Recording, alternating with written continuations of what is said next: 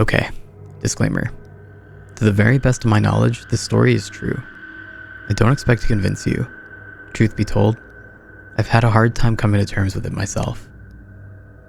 Cliché as it may be, I am a really rational person, and if not for this, I would probably be the most stone-faced atheist you'd ever meet.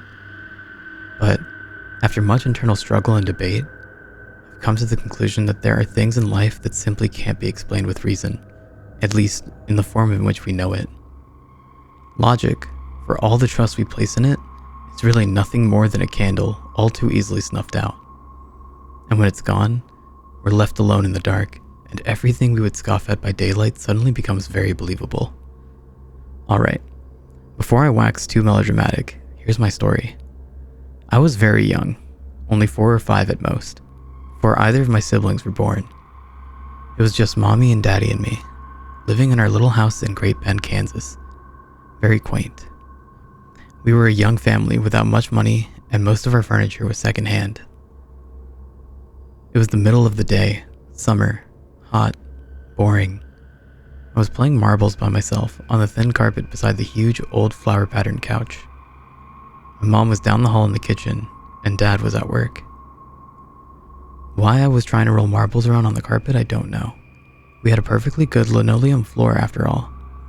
But there I was, swishing the marbles back and forth, happily bouncing them into each other. Then, in my overzealous enthusiasm, I rolled too hard. My favorite marble, the clear ruby red one, zipped into the dark space under the couch and was lost. Damn it. Dad wasn't home and he was the only one strong enough to move the huge old couch for me. I'd have to get my marble back myself. I reached my hand under the couch, tentatively at first, then deeper.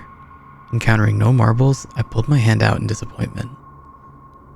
Then a hand reached out from under the couch back at me. I remember the image vividly, and I suspect I always will. It was a slim hand with tapered fingers, a woman's hand. It was gnarled and wrinkled, as if aged, and it was dead black. Not black as in African, black as in dead. Of course, back then, I didn't know that corpses blacken as they decompose, so I didn't know what that black meant. The hand reached out to me as far as it could, which was just up to the wrist. Then it retreated under the couch. Then it emerged again, this time pushing with it a little crumpled up bag with a logo on it I didn't recognize. It waited as if expecting me to take the bag.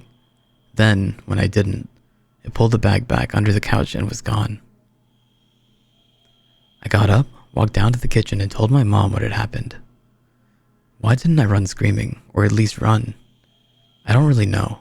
All I can say is I was a little kid. A hand reaching out from under the couch at me didn't seem like a huge deal. I hadn't yet learned what was and was not permissible in reality. I had no worldview. Mom was skeptical, but walked me back to the couch and explained how I was probably imagining things. She even reached her hand under the couch to convince me that nothing was down there.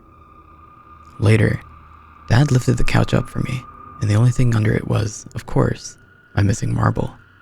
Plus a few more marbles I didn't even remember losing. But here's the scary part. For years, I remembered this.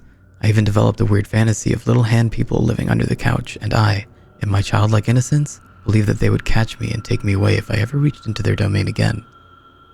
Then as I grew older, I wrote the memory off as a dream I had had as a child. Cute, but silly.